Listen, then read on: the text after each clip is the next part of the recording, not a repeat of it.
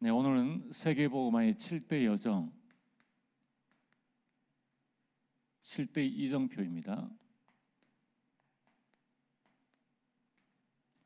네 번째, 우리 안디옥입니다.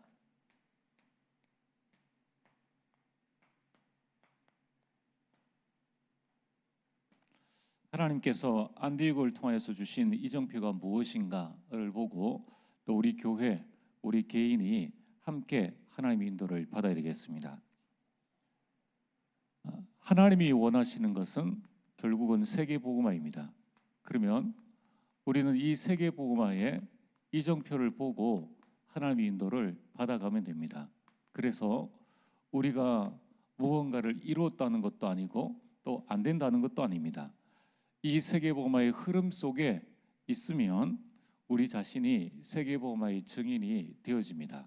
그러면 나는 이 세계복음화의 어떤 이정표의 시간표 가운데 있는가, 이 부분을 확인하시고 이제 주신 지나간 이정표를 발판으로 이제 앞으로 가야 될 이정표를 보고 여러분들 하나님의 인도를 받으시면 됩니다. 세계복음화의 첫 번째 이정표는 사도행전 1장 1절, 요한복음 19장 30절 다 이루었다입니다. 예수 그리스도께서 우리 인생 모든 문제 다 해결하신 것입니다. 우리는 이 언약을 굳게 붙잡아야 됩니다. 다 이루신 것이 우리의 첫 시작입니다. 그러면 다 이루었는데 그 다음에 우리는 무엇을 해야 될 것인가? 사도행전 1장 3절입니다.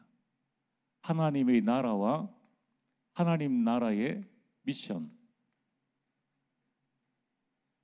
오늘 여러분들이 세계복음화의 응답을 누리려면은 내 인생 문제를 다 끝내신 그리스도의 십자가를 늘 마음속에 붙잡고 이제 하나님 나라의 일 속에 나에게 주신 사명이 무엇인가, 이 사명을 발견해야 됩니다. 세 번째는 이 사명을 우리 힘으로 감당하라고 하지 않으셨습니다. 우리에게 성령 충만 주실 것을 약속하셨습니다. 여러분, 이게 세계복음화에 증인되어지는 사도행전 1장 8절의 응답을 누리는 방법입니다. 자, 오늘 여러분들은 이 이정표 속에 나는 어디에 있는가? 여기에 머물러 있어도 안 되고 또 조급할 필요도 없습니다. 알고 있으면은 그 다음 응답을 향하여서 나아가면 됩니다. 자, 그러면은 우리가 분명 나는 예수 그리스도로 인생 문제 다 해결되었다는 것을 믿고 이 땅에서 나의 사명이 무엇이다. 나는 중직자로, 목회자로, 또 우리 가정, 가문에 이 일을 위해 하나님께서 나를 부르셨다. 그리고 분명히 성령을 약속하셨다는 것을 알고 가는데 왜 내 인생에는 계속적인 문제가 생깁니까? 또 원치 않는 사건과 일들이 일어납니까? 또 내가 감당할 수 없는 산 넘어 산의 어려움들이 계속 오게 됩니까? 여기에서 많은 성도님들이 그 다음 갈 길과 이정표들을 놓쳐버립니다. 여기에서 끝인가? 라고 생각을 합니다. 만약에 모세가 이 일 가운데에서 여기가 내 인생의 끝인가 보다 라고 생각을 했다면 그 다음에 하나님의 예비해 두신 출애굽의 응답을 보지 못했겠죠. 그래서 오늘 여러분들이 안디옥의 이정표를 보면서 우리 자신들을 점검해 나가야 됩니다. 이 40일 집중을 이제 시작하기 전에 제 자신도 많은 좀 생각을 했습니다. 과연 이 40일을 어떻게 인도할 것인가? 중간에 여러 변수도 있을 것이고 뭐 가정의 일, 교회의 일, 여러 가지 일들이 있을 것인데 이걸 집중하는 것이 과연 잘 되어질까라는 이제 걱정이 있었단 말입니다. 그런 가운데에 이제 월요일은 좀 병원을 가게 되었습니다. 이런 조금 이제 몸이 안 좋아서 이제 그러다가 오늘은 별일 없었는데 오후에 이게 좀 몸이 완전 좀 다운되어지는 그런 생각이 드는데, 그리고 원인도 없이 그냥 조금 힘이 들었습니다. 그때 이제 제가 드는 생각이 뭐냐면은 별거 아닌데 갑자기 이제 어려움이 오니까 사람은 한순간에 훅 가겠구나. 그러니까 운동하고 관리하고 40일 동안 집중하기 위해서 시간이나 여러 가지 부분들을 조절함에도 불구하고 그 생각지 못한 이런 문제 어려움들이 온다는 거예요. 그때 깨달은 게 뭐냐면은 정말 우리 인생이 내게 아니구나라는 것을 좀 생각하게 되었습니다. 그럼 결국은 어떤 문제 속에 다시 일어날 수 있는 그 힘이 어디서 오느냐? 문제가 아니라 예수 그리스도께서 이 모든 문제를 다 이루셨다는 거예요. 그리고 이 땅에서 내가 해야 될 하나님 나라의 사명이 나에게 있음을 알 때에 문제와 사건과 어려움과 여러 일어나는 핍박, 갈등들에 대한 해석이 다 달라집니다. 우리 힘으로는 감당할 수 없지만은 성령 충만을 약속하셨기 때문에 여러분이 문제나 어려움 속에 성령 충만의 그 다음 이정표를 바라보고 나가면 된다는 거예요. 자, 그래서 오늘 하나님께서 안디옥 교회를 통해서 주신 이정표는 무엇입니까? 여러분 지금부터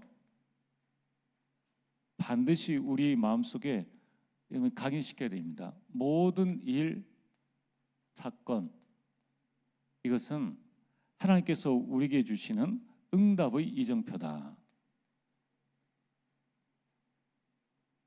응답의 이정표라는 거예요.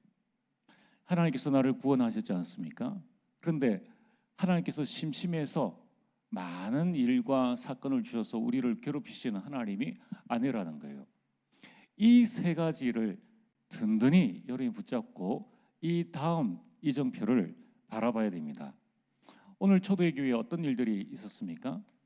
초대교회에 신앙생활 잘하는데 박해가 일어났습니다. 또 박해가 일어나면은 지나갈 걸 아는데 성령 충만한 스데반이 순교를 하게 됩니다. 본인은 순교했지만은 사실 살인을 당한 것이죠. 얼마나 두렵겠습니까? 아니 하나님께서 다 해결하셨는데, 그래서 복음만 전하는데 생명을 앗아가는 이 위협이 오게 된 겁니다. 이 일로 말미암아 사도들 외에는 전부 다 흩어지게 되었습니다. 결국은 두려움 속에 흩어졌는데 결과는 어떻게 되어졌습니까? 하나님께서 이 흩어진 자를 통하여서 안디옥 교회를 세우는 응답을 주셨습니다. 자, 오늘 여러분들의 모든 일, 모든 사건 속에는 하나님의 응답의 이정표가 있다. 그럼 교회가 세워지는 것만큼 더 큰 축복이 어디 있습니까?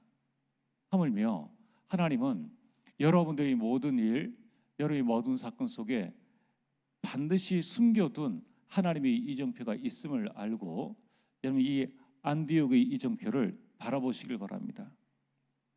두 번째는 우리 인생에 어떤 어려움이 올 수 있습니다. 또 어떤 생각지 않은 핍박이 올 수도 있습니다. 여러분 이때에 우리는 어떤 응답을 누려야 할 것인가? 이 안디옥 교회가 어려움과 핍박을 당했을 때에 그때에 사명을 회복하는 시간을 누렸습니다. 사명 회복의 이정표입니다. 자, 이미 사명을 받았는데 핍박 때문에 흩어졌는 거예요. 그 속에서 또다시 하나님의 귀한 사명을 발견하게 됩니다. 여러분 오늘 19절과 20절에 흩어진 자들이 무엇을 했습니까? 19절에 말씀을 전하는데 20절에 주 예수를 전파하니. 여러분 우리에게 분명히 내가 하나님의 자녀임이 분명한데 나에게 이런 어려움이 올 때에 우리 모든 성도의 사명은 무엇인가? 성도의 사명은 전도하고 교회의 사명부터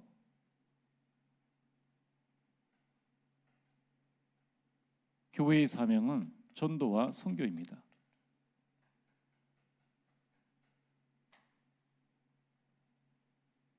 여러분, 교회가 해야 될 것은 전도하는 일입니다.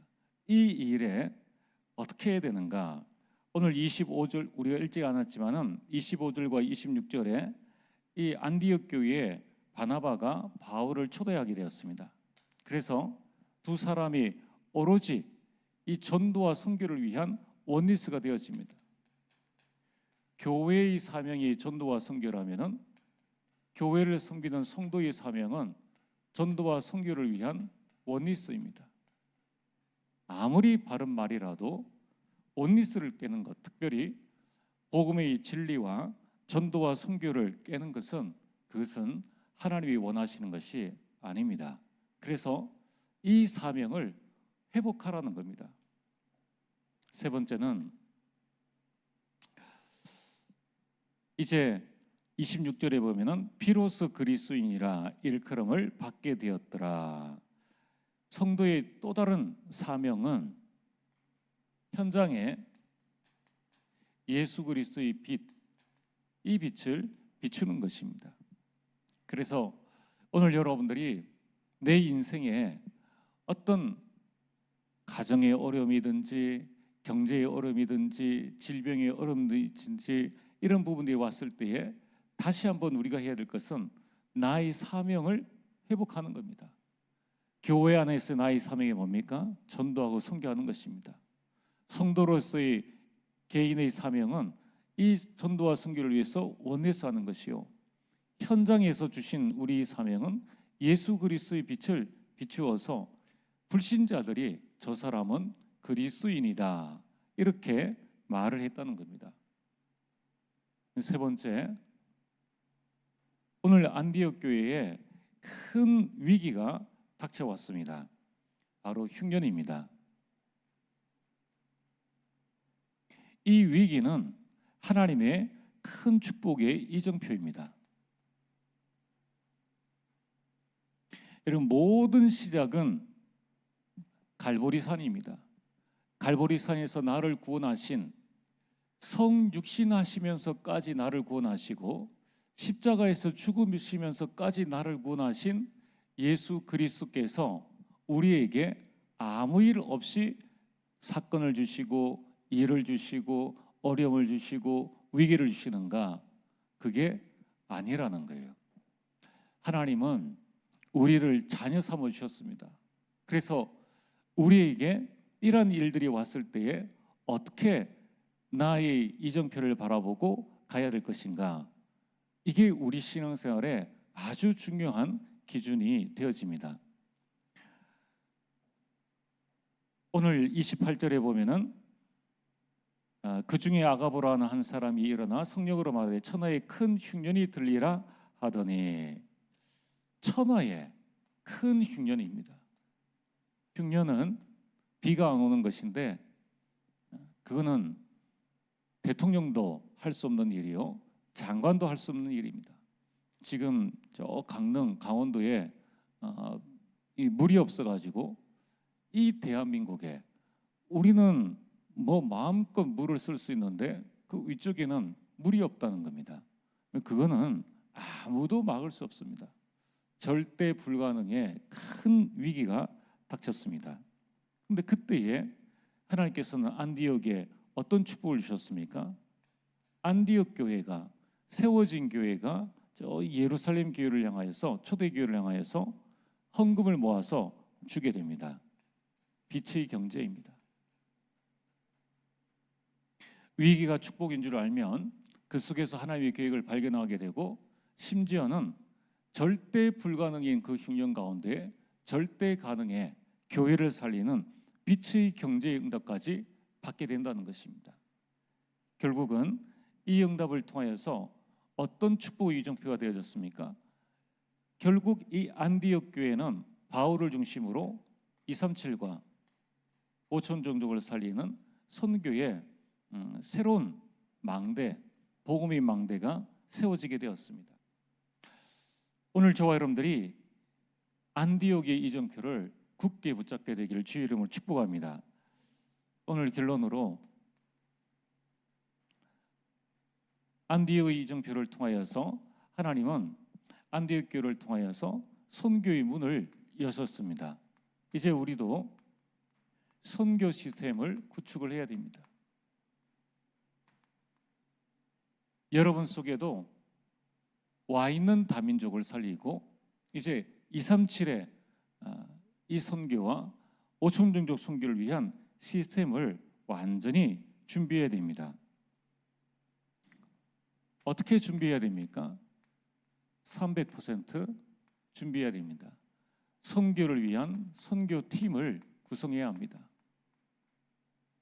이거는 우리가 할 수 없는 일입니다. 우리가 기도하면서 선교팀을 구성하고 이와 함께 할 수 있는 선교를 위해서 기도하는 기도팀, 그리고 후원할 수 있는 후원팀, 이 응답을 안디옥 교회가 누리게 되었습니다. 본격적인 세계 선교의 응답을 핍박 중에 흩어진 자들이 그 속에서 하나님의 이정표를 정확하게 보고 세계 선교의 문을 열어나간 겁니다. 오늘 저와 여러분들에게 있는 문제, 어려움, 일, 위기 모든 것들은 그 속에 하나님의 절대 계획이 들어있고 절대 응답이 들어있는데 그 모든 것은 전도와 선교에 대한 부분입니다. 그래서 이제 우리 교회는 다민족을 살려야 됩니다. 이미 와 있는 다민족 중에 중직자를 세우고 다민족 교역자들을 세워야 됩니다. 우리나라는 이미 다민족 국가가 되어졌습니다. 안디옥 교회도 흉년 중에 그 일을 했다면 우리 교회가 어려움 속에 무엇을 해야 될 것인가? 하나님은 우리 모든 산업인들에게 빛의 경제의 축복을 주시겠죠. 여러분, 이 이정표를 정확하게 보면은 이 속에서 우리가 받을 많은 응답들, 또 해야 할 응답들이 보이게 됩니다. 이 일을 했는데, 뜻을 세웠는데 오늘 21절 말씀처럼 주의 손이 그들과 주의 손이 함께 했다라고 말씀합니다. 우리 교회가 어떤 문제, 갈등, 위기가 와도 흔들리지 않는 교회가 되려면 주의 손이 함께하는 교회, 주의 손이 함께하는 여러분 성도님들, 주의 손이 함께하는 여러분이 업이 되어지면 흉년이 와도 흔들리지 않습니다.